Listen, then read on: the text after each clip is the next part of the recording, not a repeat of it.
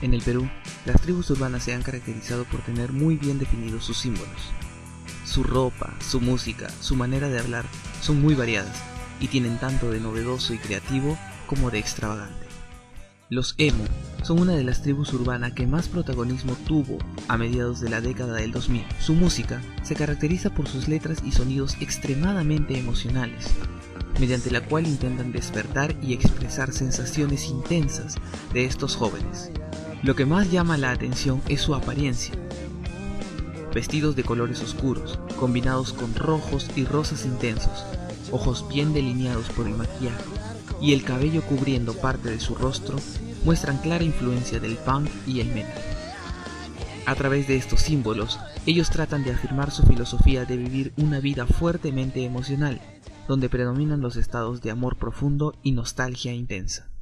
Una tribu urbana que se ha mantenido más discreta es la subcultura del hip hop. Desde su aparición a mediados de los 80 en nuestro país, ha desarrollado poco a poco los pilares sobre los que se basa, tales como el breakdance, el rap, la mezcla musical y el graffiti, siendo este último el que más reconocimiento ha alcanzado en los últimos años. El graffiti es la expresión artística mediante la cual se reafirma la postura de protesta de esta subcultura. Protesta contra la indiferencia y la apatía de la sociedad. Los grafiteros, verdaderos artistas de la calle, encuentran en los muros de la ciudad un lienzo para plasmar sus mensajes a través de formas y colores que representan el pensar y el sentir de esta tribu urbana. A finales de la década del 2000, un movimiento que alcanzó importante notoriedad es el de los otaku. Jóvenes que se han hecho fanáticos de la cultura japonesa por medio de su afición al manga, el anime y la música pop de ese país. Quizá la tendencia que más resalta de esta tribu urbana es el cosplay, el cual consiste en representar a los personajes de estas ficciones, vistiendo y actuando como ellos. En su afán por darle vida a sus ídolos, dedican especial atención en sus disfraces, su actuación e incluso en aprender su idioma, el japonés.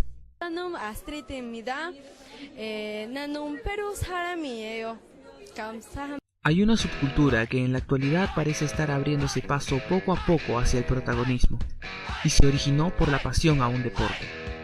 Los skaters basan su estilo de vida en torno a la práctica del skateboarding. Su música y su vestimenta no están muy bien definidas, y de hecho es un híbrido con un poco de rock y un poco de hip hop, aunque resaltan las zapatillas anchas y las gorras planas. Andando por las calles en patineta, practicando cada que pueden sus piruetas sobre la tabla, y usando cada parte de la arquitectura de la ciudad como obstáculos, los skaters se deslizan en su rumbo y en su amor por las tablas. A estas alturas es importante darle un espacio a una subcultura que reúne a una gran cantidad de adeptos alrededor del mundo, en lo cual nuestro país no es la excepción. La subcultura rock ha permanecido viva a lo largo de muchas generaciones, pues ha sido una de las más aceptadas por los jóvenes, aunque con distintas variantes a lo largo del tiempo. El rock llegó al Perú en los años 50, y desde entonces su ritmo frenético ha representado en su más pura expresión la rebeldía juvenil. Los jóvenes rockeros han cambiado su vestimenta, su filosofía y hasta sus ritmos en cada generación, pero lo que ha permanecido intacto ha sido su afán por diferenciarse de la cultura dominante. Protestando, burlándose de la sociedad o simplemente narrando anécdotas, el rock peruano ha pasado por muchas etapas y permanece vigente. Sean cuales fueren las costumbres que marquen cada subcultura, lo que comparten en esencia es el sentido de identidad que forjan en los jóvenes, como un conjunto de maneras para diferenciarse del resto y buscarse a sí mismos. Estamos de regreso aquí en Cultura Alternativa y ahora nos acompañan dos personajes muy importantes para hablar un poco sobre el tema.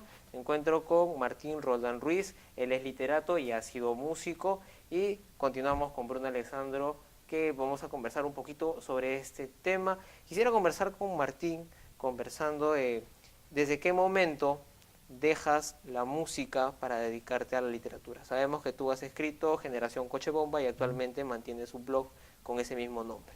Bueno, Yo en el 95 dejé la banda porque, bueno, acabé también de estudiar periodismo y buscaba dedicarme a otras cosas.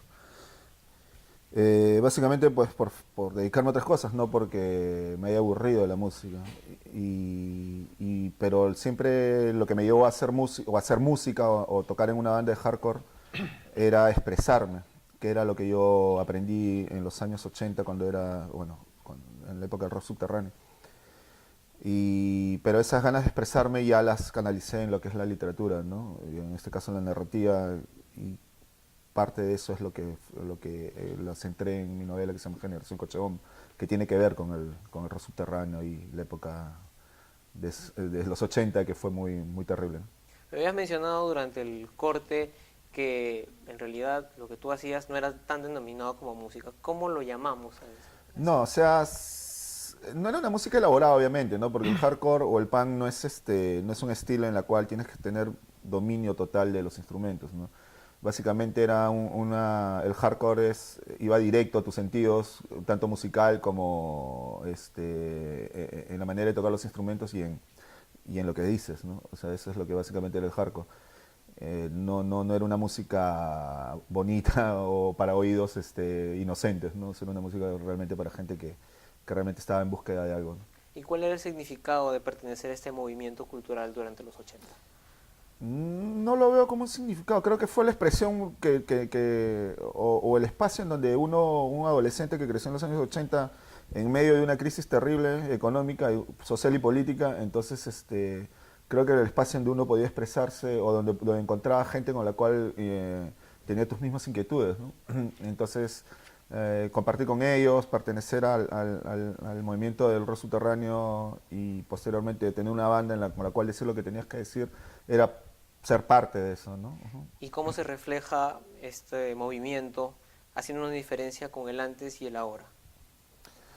Es muy distinto, ¿no? El rock subterráneo tenía unas características especiales, el movimiento subterráneo que le dio vida, ¿no? Que era lo musical, que en los primeros años de los 80 el rock peruano estaba dominado por grupos que buscaban ser comerciales y que cantaban en inglés, y los rockeros de esa época o los músicos querían expresar en castellano sus canciones y con temas propios, ¿no? Básicamente eran bandas de cover las que había en los 80 musicalmente. Entonces un grupo de músicos o de rockeros se opusieron a eso y trataron de forjar una corriente, o mejor dicho, un espacio alternativo a este espacio que por llamarlo de músicos de rock comercial. Entonces al forjar un espacio no eran también complacientes en el sentido del rock comercial, porque buscaban más que todo expresarse. El hecho de forjar un espacio o un circuito musical hacía que reflejen lo que estaba sucediendo en el país, ¿no? O sea, en ese sentido eran un poco más lúcidos. Y no les importaba si llegaban a estar en la radio, ¿no? ¿Por qué? Porque forjaron todo un circuito alternativo de difusión, ¿no? Maquetas, fanzines, no había internet como ahora, que ahora puedes poner una radio y difundes ahí la música, ¿no? Pero básicamente era a través de las maquetas, de los conciertos, sobre todo los conciertos, las maquetas y los fanzines, por lo cual se difundió este estilo de música, ¿no? ¿Y cómo vemos O estilo o espacio musical. ¿Y cómo vemos el panorama actual? ¿Continúa bajo esa línea claro, o no, claro, ha habido un cambio? Claro, hay un cambio, ¿no? Porque las características que dieron vida al rock subterráneo fue musical, también social, económico y político. Entonces cuando comienza a cambiar esos cuatro ingredientes que hicieron que esto explote o hierva o destape la olla, al cambiar la situación política del país, económica y social, y también musical, porque comienza a haber mayor difusión del rock a partir de los 90, entonces cambia totalmente. Entonces ya no se puede hablar de rock subterráneo, ¿no? Tal vez de corrientes alternativas al rock o a la música, pero sí de una cuestión distinta. ¿Por qué? Porque, por ponerle una fecha, ¿no? El día en que Fujimori hace el golpe de Estado, el 5 de septiembre, de noviembre, septiembre, no recuerdo muy bien la fecha, del año 92 o 93, comienza a cambiar el país. Ya no es lo que fue en los 80. Y entonces, si ya todo es distinto a lo que le dio vida a una expresión de determinado tiempo histórico, entonces lo que viene después es distinto. ¿Por qué? Porque se cambia, la inflación se detiene, comienza a avanzar el país. Político, hay una estabilidad política, aunque en dictadura, pero hay una estabilidad política. Social, comienza a mejorar la calidad de vida de los peruanos.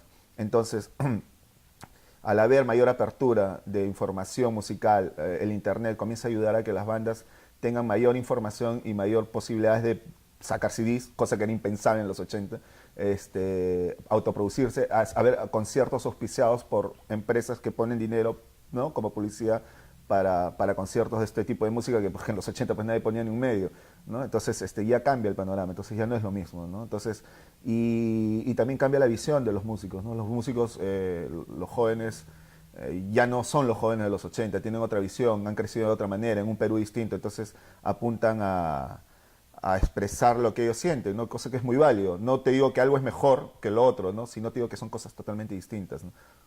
Bruno, coméntame algo. Es a partir de lo que mencionaba el señor Martín, ¿es cierto este cambio? ¿Se está manifestando actualmente un aspecto comercial en lo que es este movimiento cultural? Sí, es un cambio bastante grotesco, ¿no? En el sentido de que ya no es tan fácil encontrar am, esas vallas que habían en otros años, ¿no? Es como un golpe total. Ahora más bien lo que hay es todo lo contrario, ¿no? Ahora las bandas se pierden en el internet porque hay demasiadas bandas en internet. Entonces ahora tú tienes una banda y te grabas unos temas en tu casa o inviertes en un estudio y lo cuelgas y tienes que trabajar bastante para que llegue, porque hay muchas bandas que hacen lo mismo. En realidad hay demasiadas y es más o menos es el mecanismo que yo utilizo, ¿no? Utilizando las redes sociales para llegar. Yo creo que esa es la principal, para mí la principal diferencia con esa época, el hecho del acceso a la información, el hecho de que antes no, para poder escuchar una banda tenías que tener un CD físico, o como cuenta el amigo, haber adquirido una maqueta, con suerte. Pero ahora no, ahora puedes simplemente buscarlo en el YouTube, o en el MySpace, o en el SoundCloud y lo tienes todo, ¿no? Hay muchísimos y eso es bueno. ¿Y cómo entender más que nada, y haciendo la contraposición, pues las realidades? ¿Cómo entender la manera de cómo los jóvenes entienden y manifiestan estos problemas a través de la música? ¿Ahora? Claro, ¿En esta época? vamos al antes y el ahora. Bueno, te lo hablo de mi experiencia personal, ¿no? De adolescente, cuando tú veías pues que en el país no había un futuro. No el no futuro de los punks de Londres del 77, ¿no? Sino por pose o por alienación, como muchos dirían, sino porque no hay un futuro. Pues tú veías que el país, Sendero estaba en las puertas de Lima, ¿no? Prácticamente estaba rodeando con la estrategia que ellos llamaban del campo a la ciudad. Y mientras que el gobierno, que era o la democracia, que era la que tenía que impedir eso, veías que estaba haciendo las cosas peor, pues porque estaba llevando mal la economía. Te estoy hablando del primer gobierno de Alan García. Había una corrupción total, ¿me entiendes? Tú cobrabas hoy día 200.000 intis, creo que eran, y al día siguiente no valían nada. Entonces, esas cosas, a un joven de los 16, 17 años, 80, veía como que el futuro no estaba, pues, o quién va a ganar Sendero, va a tomar el país que va a ser el país, o el gobierno va a seguir tirando abajo, ¿no? Entonces, esa incertidumbre por, por el futuro hacía que muchos jóvenes de mi generación agarren algo con que expresar esa incertidumbre, ¿no? O sea, creo que las mentes más lúcidas o más sensibles de mi generación agarraron las guitarras. No estoy hablando solo del rock subterráneo, sino también el arte, porque el movimiento subterráneo abarcó también artes plásticas, literatura, poesía, ¿no? Entonces fue todo un movimiento global, total, el cual refleja el vivir o el crecer en los años 80, ¿no? Ahora, y por eso, como te digo, musicalmente, más que todo, no buscaban llegar al éxito comercial o al éxito musical, se podría decir, no, más que todo desean expresarse. Pero lo bueno de todo esto es que a pesar de las carencias y de las precariedades musicales de estos chicos, poco a poco fueron desarrollando, evolucionando y fueron comenzando a hacer bandas mucho más elaboradas, ¿no? Musicalmente e interesantes, ¿no? Entonces comienza a salir Voz Propia, comienza a salir Lima 13, ¿cómo se llama? Cardenales, comienza a salir bandas como Té de Cobre, o sea, ya con una música más asequible, pero sin dejar sin llegar al lado comercial, ¿no? Que en este caso vendría a ser comercial, es hacer lo que todo el mundo quiere escuchar, ¿no? Si no, vamos a hacer una música que realmente salga de nosotros, que tenga originalidad, que tenga mucha imaginación y que exprese lo que se está viviendo, o sea, una cuestión más honesta, ¿no? Entonces, eso es lo bueno del rock subterráneo que hizo. Ahora, llevándolo a esta parte, ya todo está cambiado. O sea, un chico de esta edad, de 16 años, no piensa igual como yo pensaba en los años 80, o sea, es totalmente distinto, son épocas distintas. El país tiene otra visión. Un joven ahora sí puede decir, yo me puedo ir, yo pienso en tener un futuro acá en el país.